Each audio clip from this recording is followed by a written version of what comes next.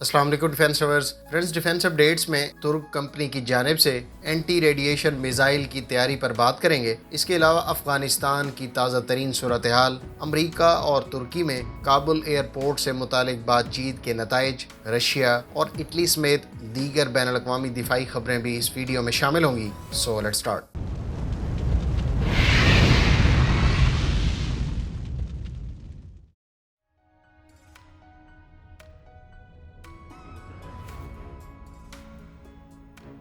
ترک کمپنی راکٹسان نے ملکی سطح پر اینٹی ریڈیشن میزائل تیار کر لیا ہے۔ اکبابا یعنی ولچر نامی اس میزائل میں دشمن کے ریڈارز، کمیونیکیشن ایسٹس اور دوسرے ریڈیو فریکوینسی سورسز کو ڈیٹیکٹ، ٹریک اور ڈسٹرائے کرنے کی صلاحیت موجود ہے۔ عنقریب اس میزائل کو ترک ایئر فورس کی انوینٹری میں شامل کر لیا جائے گا۔ اس میزائل کی انڈکشن کے ساتھ ترک ایئر فورس امریکی ساختہ AGM-88 high speed anti radiation missile کا استعمال ترک کر دے گی۔ اناطولین ایگل مشقوں کے دوران ایک پریزنٹیشن میں ترک حکام کی جانب سے اکبابا اینٹی ریڈیشن میزائل کے بارے میں کہا گیا ہے کہ اس کو ترک فضائیہ میں مستقبل کے 5th جنریشن طیارے TFX میں بھی ایئر ٹو گراؤنڈ منیشن کے طور پر استعمال کیا جائے گا۔ واضح رہے کہ سیکیورٹی کنسرنز کی وجہ سے اس پروجیکٹ کو خفیہ رکھا گیا تھا اور اس سے متعلق کسی بھی قسم کی کوئی تفصیلات فراہم نہیں کی گئی تھی۔ ممکنہ طور پر اس میزائل میں پیسو ریڈیو فریکوینسی ہیڈ اور AESA ریڈار کا استعمال کیا گیا ہے۔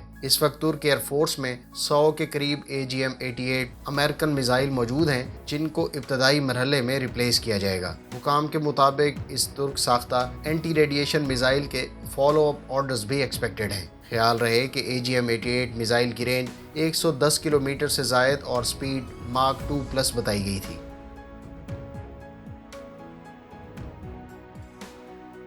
فرینڈز، رشین نیوی کی پروجیکٹ 22350 کی تیسری فریگیٹ کو عنقریب ہائپرسونک کروز میزائل زرکون سے اکوپ کر دیا جائے گا۔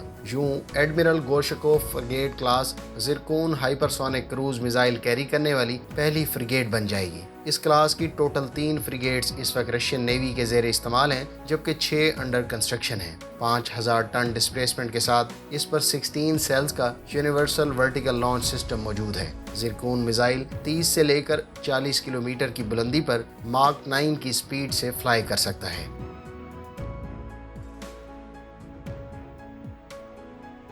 فرانسیسی لے فیگارو اخبار نے لکھا ہے کہ ترکی صرف 15 برسوں میں دنیا بھر کے نمایاں مسلح ڈرونز تیار کرنے والا ملک بن گیا ہے۔ فرانس کی سب سے بڑی اسلحہ ساز فرموں میں سے ایک ڈسالٹ کی ملکیت والے لے فیگارو اخبار نے مسلح ڈرون سے متعلق کالم میں ترک ڈرونز کے لیے الگ ہیڈنگ لگائی۔ ترک خارجہ پالیسی کے ماتحت ایک ٹیکنالوجی کے زیر عنوان خبر میں لیبیا میں سال 2020 میں خلیفہ حفتر کی حامی قوتوں اور لیبیا کے درمیان جھڑپ میں ترک کمپنی STM کے تیار کردہ کارگو 2 خودکش مسلح ڈرونز نے اہم کردار ادا کیا۔ اخبار کے مطابق محض 15 برسوں میں امریکہ، اسرائیل اور چین کے ماڈلز کے ساتھ مقابلے میں ترکی نے اس شعبے میں میدان مار لیا ہے۔ ترک مسلح ڈرونز کو سال 2016 سے سرحد پار آپریشنز میں استعمال کیے جانے کی وضاحت کرتے ہوئے اخبار لکھتا ہے کہ ان کی بدولت نہ صرف لیبیا بلکہ قراباخ میں بھی طاقت کے توازن میں تبدیلیاں آئی ہیں۔ اس آرٹیکل میں مزید لکھا ہے کہ ترک مسلح ڈرونز قطر، آذربائیجان، یوکرین، تیونس اور نیٹو کے رکن ملک پولینڈ کو فروخت کیے گئے ہیں تو دیگر ممالک بھی ان کے حصول کی دوڑ میں لگے ہیں۔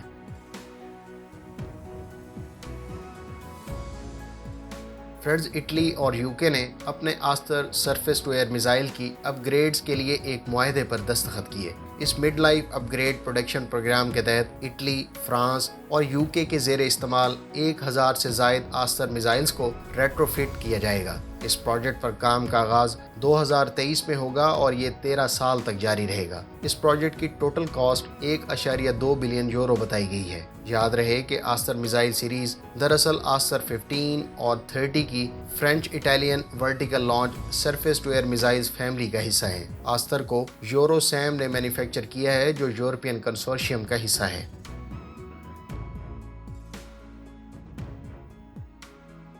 فلسطین کے صدر محمود عباس صدر رجب طیب اردوان کی دعوت پر ترکی پہنچ گئے ہیں۔ صدر اردوان اور فلسطین کے صدر عباس نے استنبول میں ملاقات کی۔ بند کمرے میں ہونے والی اس ملاقات میں دو طرفہ تعلقات کا جائزہ لیا جائے گا، جبکہ اس کے علاوہ ترکی اور فلسطین کے مابین تعاون کو مزید فروغ دینے کے لیے اٹھائے جانے والے اقدامات پر بھی تبادلہ خیال کیا جائے گا۔ فلسطین کے صدر 11 جولائی تک اس دورے پر ترکی میں رہیں گے۔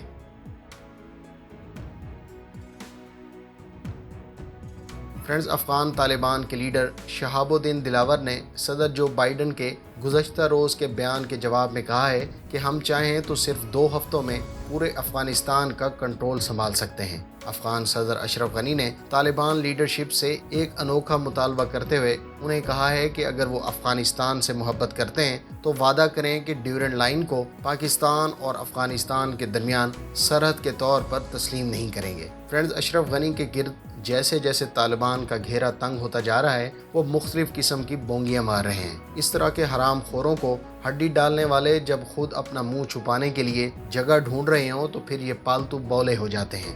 ادھر امریکہ نے افغانستان کو کورونا ویکسین کی 13 لاکھ خوراکیں فراہم کر دی ہیں۔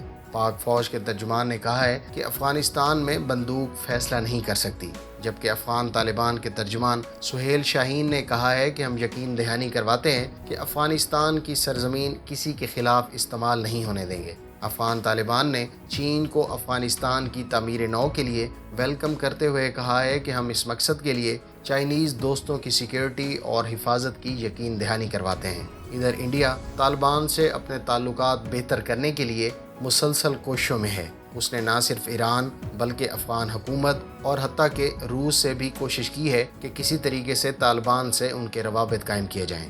واضح ہے کہ انڈیا کی $290 ملین کی انویسٹمنٹ کے ساتھ افغانستان میں تعمیر کیے جانے والے ایک ڈیم کو 5 روز پہلے طالبان نے اپنے قبضے میں کر لیا ہے۔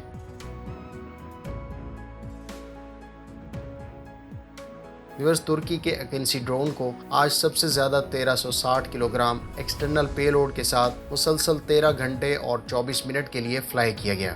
اس ڈرون پر انڈر بیلی ٹی ٹیک سیج کے گائیڈڈ بوم کو کیری کیا گیا۔ اس فلائٹ ٹیسٹ میں ڈرون نے میکسیمم پے لوڈ کے ساتھ 30,000 فٹ کی بلندی پر فلائی کیا۔